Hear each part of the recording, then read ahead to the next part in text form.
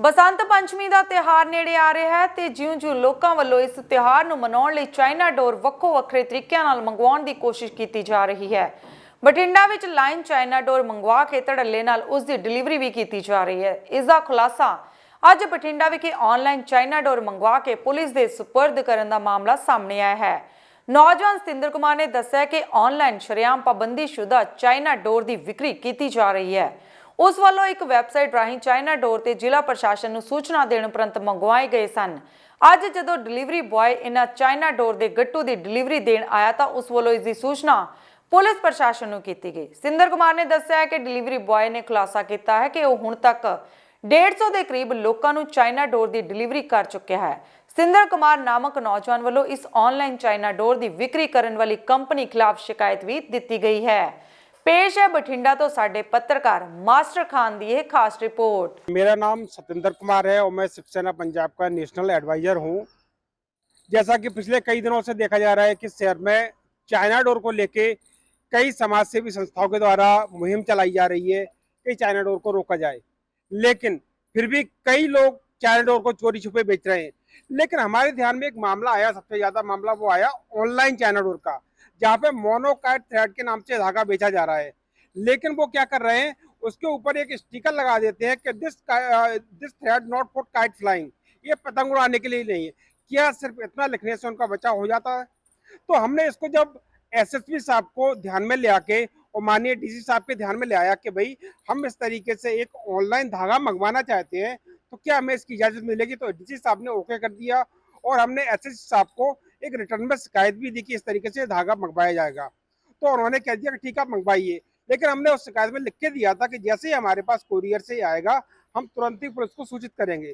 तो कल शाम को जैसे ही हमारे पास एक कोरियर आया जिसमें हमने 3 गुट्टू मंगवाए थे जिनका 3438 रुपए रेट था, तो हमने साथ के साथ में एसएसपी साहब को सूचित किया और उसके बाद में उन्होंने डिप्टी साहब के बाद आगे की कार्रवाई शुरू की और वो गुट्टू जो है ना हमारे पास आ गए।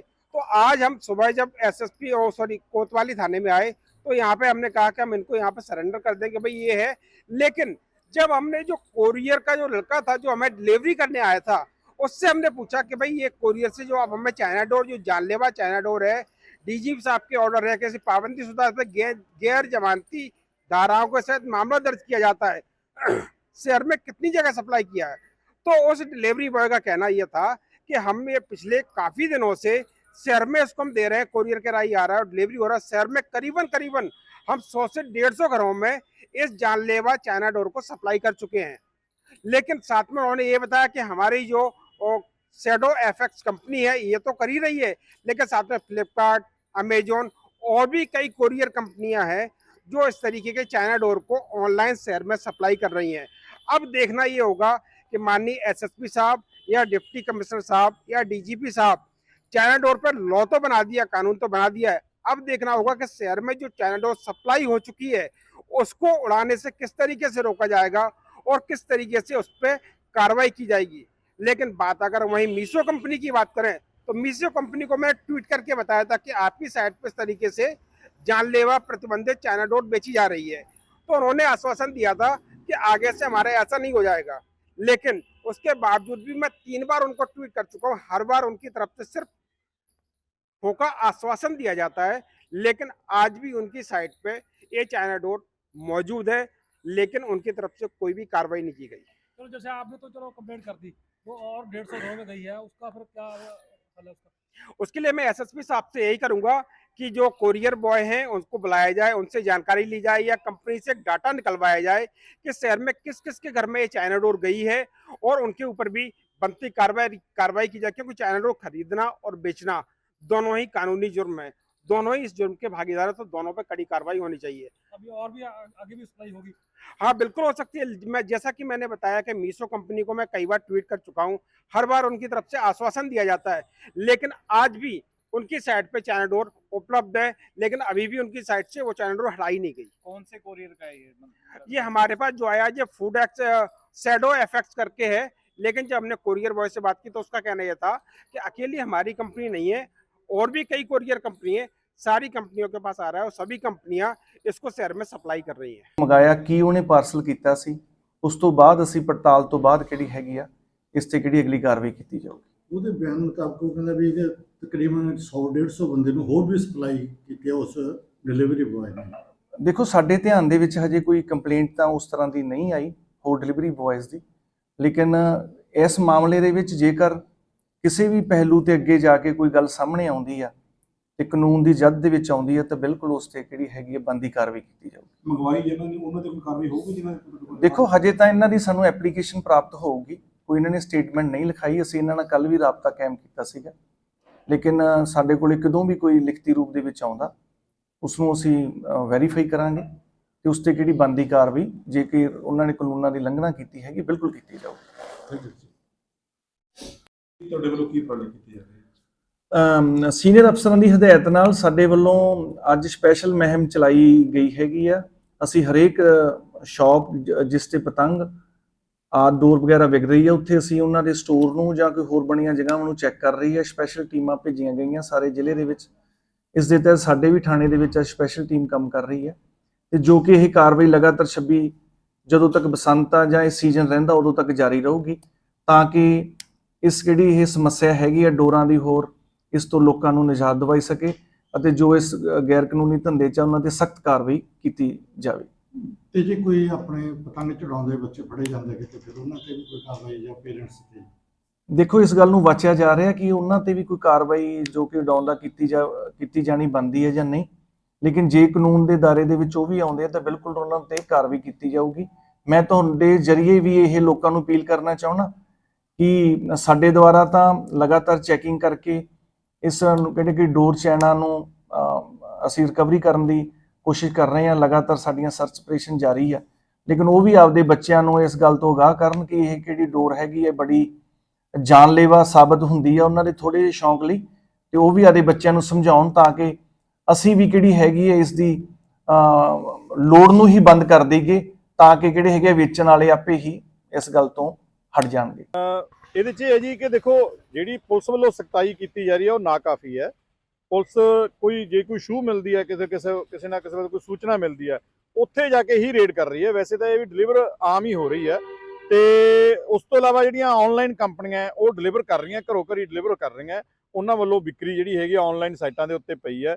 ਤੇ ਬੀਤੇ ਦਿਨੀ ਬਠਿੰਡੇ ਵੀ ਪਤਾ ਲੱਗਿਆ ਕਿ ਕੁਝ ਕੰਪਨੀਆਂ ਵੱਲੋਂ ਸੈਂਕੜੇ ਘਰਾਂ ਦੇ ਵਿੱਚ ਜਿਹੜੇ ਹੈਗੇ ਚਾਈਨਾ ਡੋਰ ਦੇ ਗੱਟੂ ਡਿਲੀਵਰ ਕੀਤੇ ਆ ਜਿਹੜੇ ਲੋਕਾਂ ਨੇ ਆਨਲਾਈਨ ਬੁੱਕ ਕਰਾਏ ਸੀ। ਤਾਂ ਪੁਲਿਸ ਨੂੰ ਉਹਦੇ ਤੇ ਵੀ ਕਾਰਵਾਈ ਕਰਨੀ ਚਾਹੀਦੀ ਹੈ ਕਿਉਂਕਿ ਉਹ ਡਿਲੀਵਰ ਹੋ ਚੁੱਕੇ ਆ, ਉਹਨਾਂ ਕੋਲੇ ਡਾਟਾ ਹੈਗਾ ਕੰਪਨੀ ਕੋਲੇ, ਜਿਹੜੇ ਉਹਨਾਂ ਦੇ ਸੇਲਜ਼ਮੈਨ ਨੇ ਡਿਲੀਵਰ ਜਿਨ੍ਹਾਂ ਨੇ ਕੀਤੀ ਹੈਗੀ, ਤਾਂ ਉਹਨਾਂ ਤੋਂ ਲੈ ਕੇ ਡਾਟਾ ਪੁਲਿਸ ਨੂੰ ਸਖਤੀ ਦੇ ਨਾਲ ਜਿਹੜਾ ਹੈਗਾ ਉਹਨਾਂ ਘਰਾਂ 'ਚੋਂ ਰਿਕਵਰ ਕਰਾਉਣੀ ਚਾਹੀਦੀ ਹੈ ਕਿਉਂਕਿ ਇਹ ਜਾਨਲੇਵਾ ਡੋਰ ਹੈ। ਇਹਦੇ ਤੇ ਵੱਖ-ਵੱਖ ਧਾਰਾਵਾਂ ਤਹਿਤ ਜਿਹੜੇ ਹੈਗੇ ਆ ਉਹ ਪ੍ਰੋਵੀਜ਼ਨ ਹੈ ਕਿ ਪਰਚਾ ਦਰਜ ਕਰ ਸਕਦੀ ਹੈ ਪੁਲਿਸ। ਬਿਲਕੁਲ ਜੀ, ਬੀਤੇ ਦਿਨੀ ਪੰਜਾਬ ਦੇ ਜਿਹੜੇ ਪੁਲਿਸ ਮੁਖੀ ਨੇ, ਜਿਹੜੇ ਡੀਜੀਪੀ ਸਾਹਿਬ ਨੇ, ਉਹਨਾਂ ਨੇ ਇਹਦੇ ਸਖਤ ਹਦਾਇਤਾਂ ਦਿੱਤੀਆਂ ਕਿ ਇਹਨਾਂ ਦੇ ਉੱਤੇ ਵੱਖ-ਵੱਖ ਜਿਹੜੀਆਂ ਨਾਨ ਅਵੇਲੇਬਲ ਧਾਰਾਵਾਂ ਲਾ ਕੇ ਪਰਚੇ ਦਿੱਤੇ ਜਾਣ ਕਿਉਂਕਿ ਇਹ ਹਾਰਮਫੁਲ ਹੈ, ਮਨੁੱਖ ਲਈ ਘਾਤਕ ਹੈ, ਪੰਛੀਆਂ ਲਈ ਵੀ ਘਾਤਕ ਹੈ। ਤਾਂ ਉਹ ਕਰੂਲਟੀ ਐਕਟ ਜਿਹੜਾ ਐਨੀਮਲ ਹੈਗਾ ਉਹ ਵੀ ਇਹਦੇ ਤੇ ਲੱਗ ਰਹੇ ਨੇ ਤੇ ਉਸ ਤੋਂ ਬਾਅਦ ਐਨਜੀਟੀ ਨੇ ਵੀ ਇਸ ਤੇ ਹਦਾਇਤਾਂ ਜਾਰੀ ਕੀਤੀਆਂ ਹੋਈਆਂ।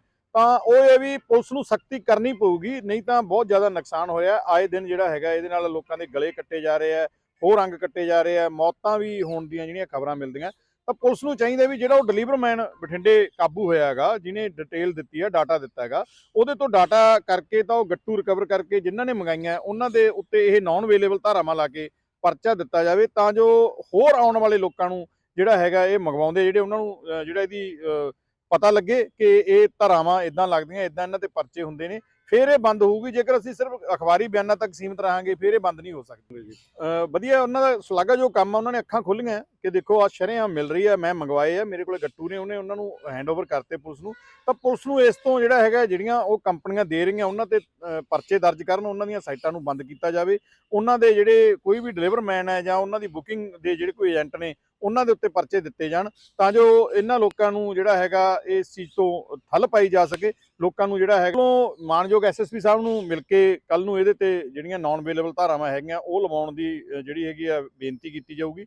ਉਸ ਤੋਂ ਇਲਾਵਾ ਜਿਹੜਾ ਹੈਗਾ ਜੇਕਰ ਨਹੀਂ ਉਹ ਕਰੇਗੀ ਤਾਂ ਅਸੀਂ ਆਪਣੇ ਪੱਧਰ ਤੇ ਟੀਮਾਂ ਬਣਾ ਰਹੇ ਹਾਂ ਤੇ ਜਿੱਥੋਂ ਵੀ ਸਾਨੂੰ ਕੋਈ ਗੁਪਤ ਸੂਚਨਾ ਮਿਲੇਗੀ, ਅਸੀਂ ਸਾਡੀ ਡੀਸੀ ਸਾਹਿਬ ਨਾਲ ਵੀ ਅੱਜ ਇਸ ਸੰਬੰਧੀ ਮੀਟਿੰਗ ਹੋਈ ਆ, ਉਹ ਵੀ ਟੀਮਾਂ ਬਣਾ ਰਹੇ ਨੇ। ਤਾਂ ਜਿੱਥੋਂ ਵੀ ਸਾਨੂੰ ਕੋਈ ਕਿਸੇ ਪਾਸੇ ਕੋਈ ਖਬਰ ਮਿਲੇਗੀ ਗੁਪਤ, ਕੋਈ ਇਨਫੋਰਮੇਸ਼ਨ ਮਿਲੇਗੀ ਤਾਂ ਅਸੀਂ ਇਹ ਉੱਦਾਂ ਟੀਮਾਂ ਨੂੰ ਦੱਸ ਕੇ ਤੇ ਉਹਨਾਂ ਤੋਂ ਜਿਹੜਾ ਹੈਗਾ ਇਹ ਰਿਕਵਰ ਕਰਾ ਕੇ ਤੇ ਉਹਨਾਂ ਦੇ ਉੱਤੇ ਜਿਹੜੀਆਂ ਗੈਰ ਜ਼ਮਾਨਤੀ ਧਾਰਾਵਾਂ ਨੇ, ਜੋ ਵੀ NGT ਦੀਆਂ ਹਦਾਇਤਾਂ ਨੇ, ਜੋ ਵੀ ਐਨੀਮਲ ਐਕਟ ਦੀਆਂ ਹਦਾਇਤਾਂ ਨੇ, ਉਹਦੇ ਮੁਤਾਬਕ ਉਹਨਾਂ ਤੇ ਕਾਰਵਾਈ ਕਰਾਈ ਜਾਊਗੀ। ਕੋਈ ਅਸੀਂ ਕੱਲ ਨੂੰ ਵੱਖ-ਵੱਖ ਸੰਸਥਾਵਾਂ SSP ਸਾਹਿਬ ਨੂੰ ਮਿਲ ਰਹੇ ਹਾਂ ਬਠਿੰਡਾ, ਉਹਨਾਂ ਤੋਂ ਇਹੀ ਮੰਗ ਕਰਾਂਗੇ ਕਿ ਮਾਂ-ਬਾਪ ਨੂੰ ਪਤਾ ਹੁੰਦਾ ਹੈ ਕਿ ਸਾਡੇ ਬੱਚੇ ਕੀ ਕਰ ਰਹੇ ਨੇ। ਜੇਕਰ ਕੋਈ ਨਸ਼ਾ ਵੇਚਦਾ ਤਾਂ ਵੀ ਪਤਾ ਹੁੰਦਾ ਕਿ ਕਿੱਥੋਂ ਆ ਰਿਹਾ, ਕੀ ਹੋ ਰਿਹਾ, ਤਾਂ ਇਹ ਵੀ ਨਸ਼ੇ ਵਰਗੀ ਗੱਲ ਹੀ ਹੈ, ਕਿਉਂਕਿ ਇਹਦੇ ਨਾਲ ਮੌਤਾਂ ਹੋ ਰਹੀਆਂ। ਤਾਂ ਮਾਂ-ਬਾਪ ਦੇ ਉੱਤੇ ਵੀ, ਜੇਕਰ ਅੰਡਰ ਏਜ ਬੱਚੇ ਵਹੀਕਲ ਚਲਾਉਂਦੇ ਆ ਤਾਂ ਮਾਂ-ਬਾਪ ਦੇ ਉੱਤੇ ਪਰਚਾ ਦੇਣ ਦੀ ਪ੍ਰੋਵੀਜ਼ਨ ਹੈਗੀ ਆ। ਤਾਂ ਜੇਕਰ ਇਹਦੇ ਨਾਲ ਵੀ ਬੱਚੇ ਪਤੰਗ ਕਿਸੇ ਛੱਤ ਤੇ ਮਿਲਦੀ ਹੈ ਤਾਂ ਜਦੋਂ ਉਹਦੇ ਤੇ ਵੀ ਮਾਂ-ਪਿਓ ਦੇ ਉੱਤੇ ਜਿਹੜੀ ਹੈਗੀ ਹੈ, ਕਿਉਂਕਿ ਘਰ ਮਾਂ-ਬਾਪ ਦੀ ਜਿਹੜੀ ਨਿਗਰਾਨੀ ਦੇ ਹੇਠ ਹੀ ਬੱਚੇ ਪਤੰਗ ਉਡਾਉਂਦੇ ਨੇ, ਤਾਂ ਮਾਂ-ਬਾਪ ਦੇ ਉੱਤੇ ਵੀ ਜਿਹੜੀਆਂ ਉਹ ਨਾਨ ਅਵੇਲੇਬਲ ਲੱਗਣ, ਬੱਚਿਆਂ ਦੇ ਉੱਤੇ ਵੀ ਨਾਨ ਅਵੇਲੇਬਲ ਲੱਗਣ, ਤੇ ਫੇਰ ਕਿਤੇ ਜਾ ਕੇ ਇਸ ਤੇ